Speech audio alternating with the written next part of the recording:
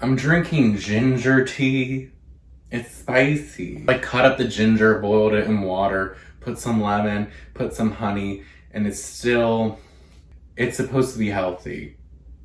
I just want to lose weight. Hey guys, what's up? It's Brandon Lord. Welcome back to my channel, and welcome back for another episode of Back At You with Brandon. Me!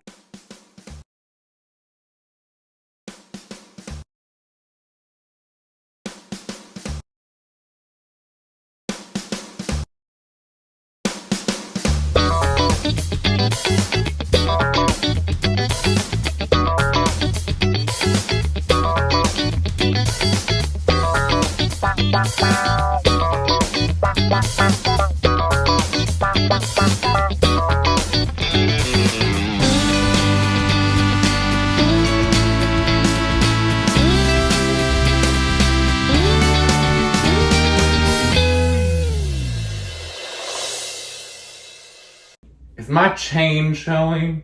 My fake chain? What's up, everyone? How have y'all been? It's been a minute. I didn't release an episode last week. I know, I'm professional. You may be wondering why I was gone last week. I don't really want to get into it. I just didn't feel like it. I was tired. I had recently went on a small little vacay with some friends, just a group of 5 people. We went to the cabins in Georgia, long road trip. We had our little cabin, we went hiking. It was great. But I was like exhausted when we got back, and like I didn't feel like filming, I didn't feel like editing, I didn't feel like doing anything. So I didn't. But I'm back now, and that's what's important. Let's start with my first topic, which a lot of people have been talking about, Lil Nas X. He's recently come under controversy because of his most recent music video to his new single, Montero, parentheses, Call Me By Your Name. Do you include that in the name? I don't know, but yeah. The music video starts off with him introducing this place called Montero, and it's basically described as a place where you can authentically be yourself and you don't have to worry about judgment. You know, the music video is very well made. It's very high budget, very expensive. It's very creative too. There is biblical references, you know, there's a point where he gives Satan a lap dance and then kills Satan and then takes his horns and I believe becomes Satan. At least that's what I got from the ending, which, okay. There was also a moment where he was like going down to hell in a stripper pole, and it reminded me very much so of the beautiful music video by FKA Twigs, Cellophane. You know, a lot of people, well, certain people, are very upset with the music video because of the biblical references. I'm gonna be honest. I'm not a very religious person. Nothing against religion at all. I have plenty of friends who are religious and they're amazing. Like, you know, religion has just never been a part of my life and like my family's life. When I heard about the controversy, I was thinking this music video was gonna be like really bad. Like so many people are like going crazy about it. And then I watched it, you know, it's been a few days since it's been out, so I'm kind of late to watching it. But I watched it and I don't really get the controversy. It's just like, he's being creative, like it's a music video. Like, you know, if you don't wanna watch the music video, don't watch it. That's mostly a message too to the people who are like, wow, do you see what he's trying to subject our kids to?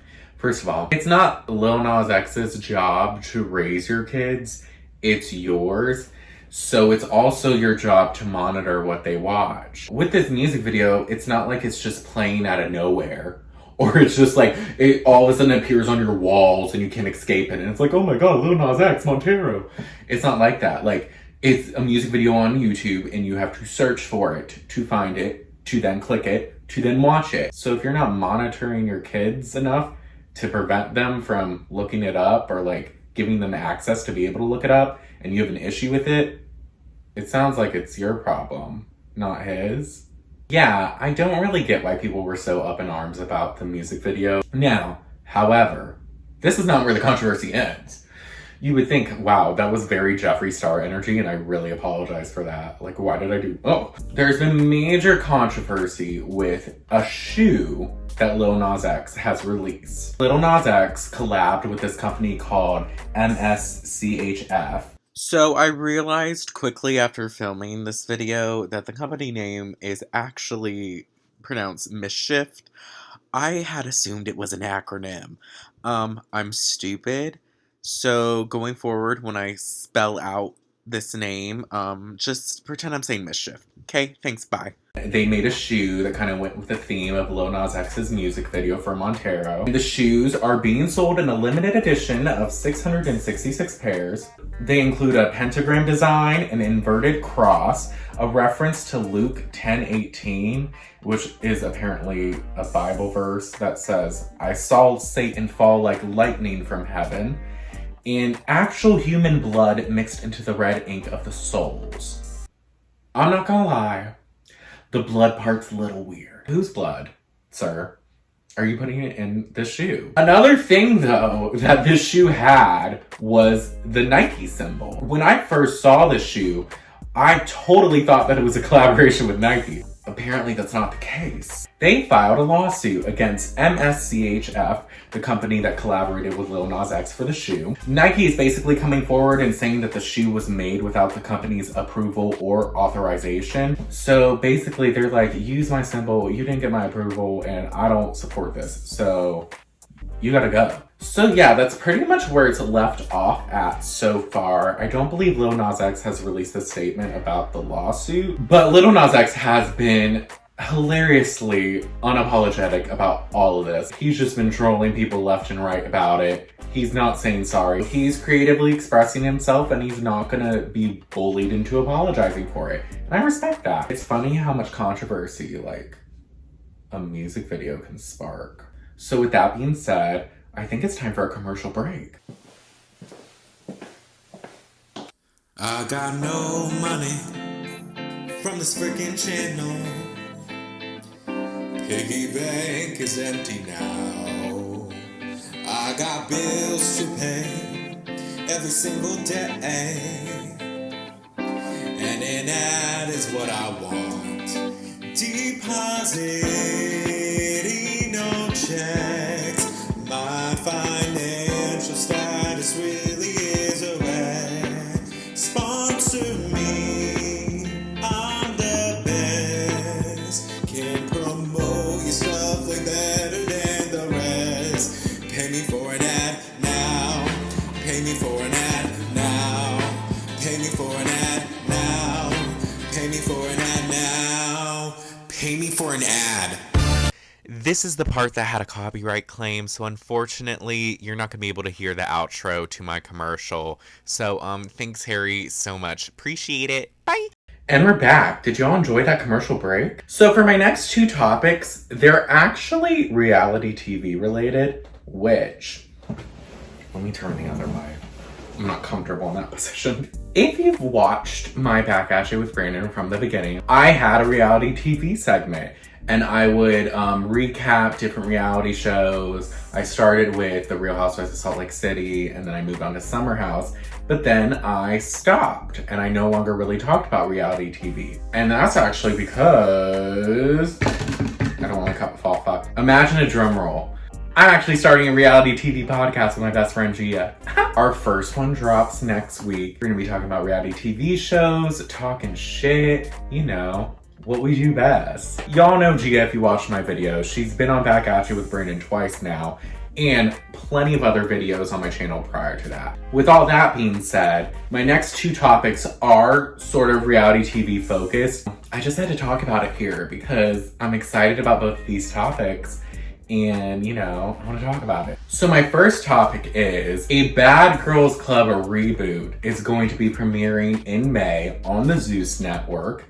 It's called Baddies ATL. It has a group of bad girls from past seasons, and they're gonna live in a mansion or a house in Atlanta, and they're gonna like fight. And, you know, I can't wait. I don't know if y'all know about the Bad Girls Club, but I used to watch that show religiously back in the day. The first season I saw that got me hooked was the season with Tanisha. It was season 2, I think, where she's banging the pots and pans. Y'all have seen that video or it as a GIF at some point, either on like Twitter, Instagram, Vine back in the day. I remember it made a big resurgence.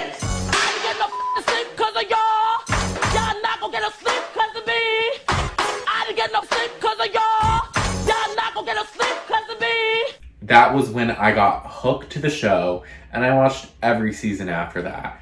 It's been almost a decade since a lot of them had been on Bad Girls Club, so is it a little odd that they're doing a reboot and they're just gonna fight with each other for money again? A little.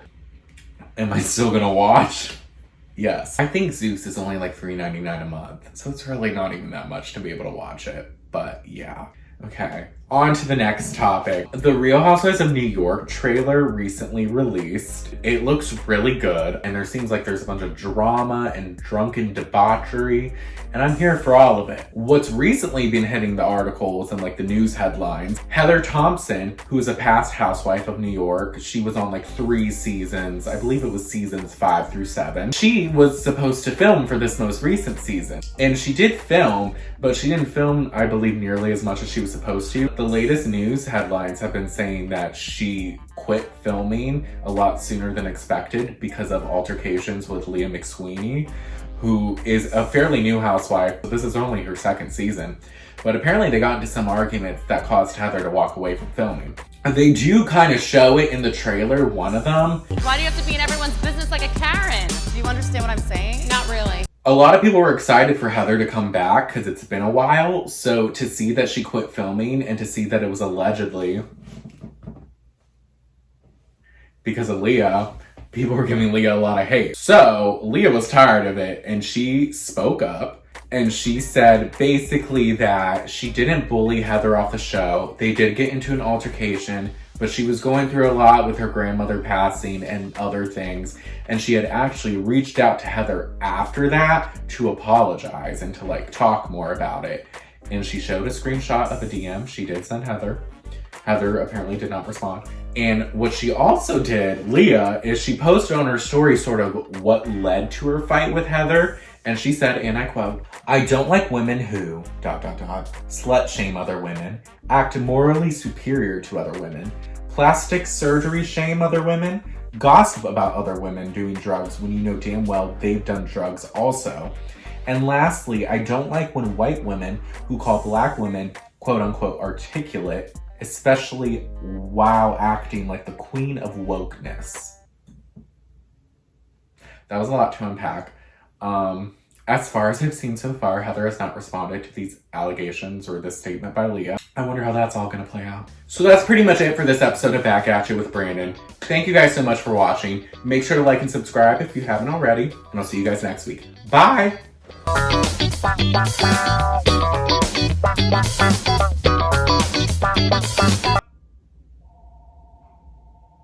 Fucking the house phone. It just rings. But half the time it's spam. So it's not like anyone's calling that you would need to talk to. But we still have one. I can't.